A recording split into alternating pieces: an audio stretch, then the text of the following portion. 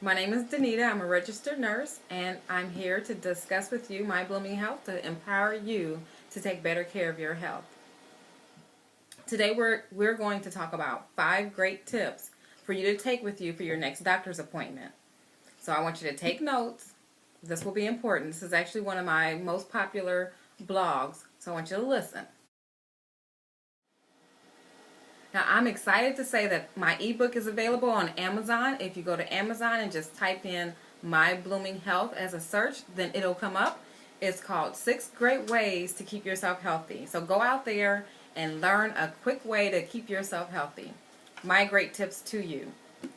Also, we have our emailing list available. If you are looking for more information, is anything in particular you're looking for, get on that email list as quickly as possible. Become my email friend, and I will shoot you the information that you need or that you're looking for. You can do that by texting MBHM to number 22828. 22828. Text MBHM. So let's get started. Let's talk about the 5 tasks that you'll need for your next doctor's appointment. Let's talk about scheduling. On average, nationwide, your doctor sees you for a total of 12 minutes. And this is the time that it takes for your doctor to knock on the door to see if you're ready and for them to walk out of the door and say goodbye. You're spending most of your time probably in the waiting room, maybe making the appointment, giving your information, waiting again in the back room. So it is very important that you listen to these tasks that you'll need for your next and future doctor's appointments so that you're ready and you're prepared to do what it takes to get things done within that 12 minutes to better your health. So here we go. First things first, is scheduling. Make sure that when you schedule your appointment, it is convenient for you. I know sometimes you may call and the feedback is we have this day available, we have that time available, but work it out to where it works for your personal schedule. Work around your kids, work around your school, work around your job, whatever it takes so that you do not need to cancel or you're not running late for that appointment. A lot of doctor's offices nowadays are charging a late fee if you're tardy, or they're charging a fee if you don't show up at all and you don't bother to call and cancel. And that is truly important for you to call and cancel if you cannot make it. So make sure that you schedule at a time that is convenient for you. Another thing is your medication list. Some of us are on more medications than others, and you have your list at home that you may go by. Bring that with you or bring a copy. You don't want to lose your original. So bring a copy of all of your medications to the doctor's office with you. Yes, he or she may already have it on file, but it's also good to make sure to update anything new. If you're on a daily aspirin, if you're taking Tylenol, anything over the counter, if you're taking any vitamins, all of those things are important to make sure that your doctor is aware that you are taking. Anyhow, make sure you compare your home medication list to what your doctor has. There may be medications that you're taking that may have a different name than what the doctor has on file.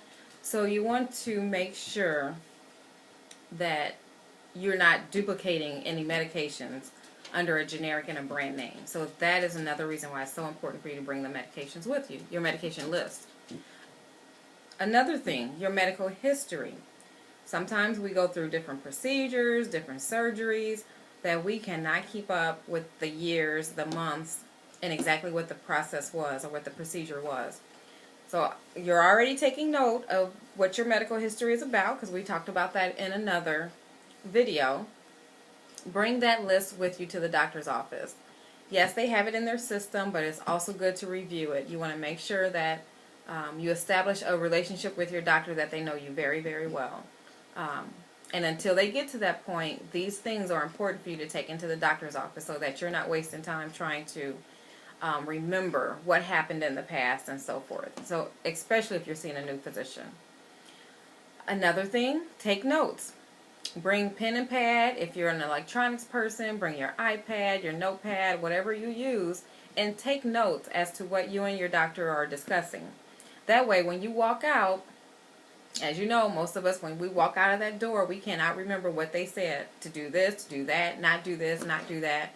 So it is very important for you to take notes. Even if it seems minor when you're discussing it with your doctor, it's important that you take notes, jot it down, and then review it later. so that you have a better understanding. Now, the last thing I want to talk about is you asking questions. Make sure that you ask questions when you go into the doctor's office. Again, you have those 12 minutes available, so prepare in advance what questions you want to ask. If there's anything such as if the doctor's ordering for you to follow up with a test or with any lab testing, make sure you know why. The why is severely important. If you understand the why, you'll be able to take much better care of your health.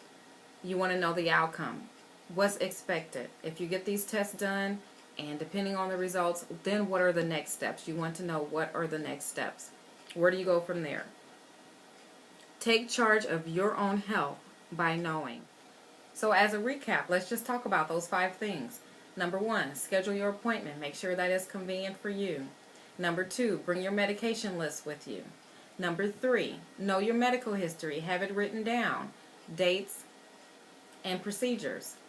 Take notes. Take a clean piece of paper with you or use your notepad, whatever works for you. But jot down what you and the doctor are talking about. And last but not least, have your questions ready. Make sure your questions are ready when you walk through the door. And it's okay if you come up with new questions while you're in there. But don't walk out not knowing. Ask why. Think of your kids. Think of how your kids are always asking, why? Well, once they know why, they have a better understanding, and life is a little bit more pleasant. Same thing with your health. Ask why, and it's so much easier for you to take care of your health. That's all we have for today. You have a great day, and I will see you in 2 weeks. Take care.